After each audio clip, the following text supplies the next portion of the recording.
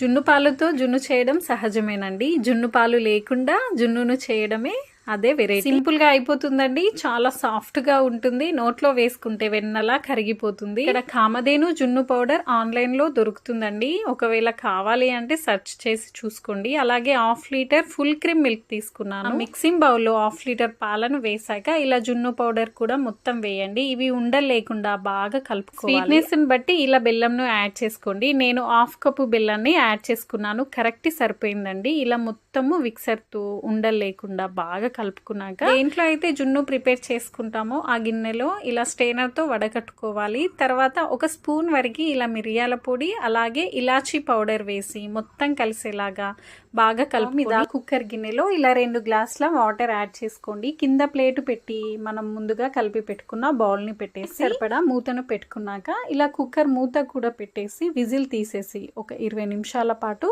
లో to medium flame లో cook చేసుకోవాలి. మధ్యలో నైఫ్ తో చెక్ చేస్తూ ఉండండి. నైఫ్ కి అయితే అంటుకోకుండా ఉంటే ఇంకా జున్ను అయితే పర్ఫెక్ట్ గా కుక్ అయిపోయినట్టే అండి. చాలా ఈజీ.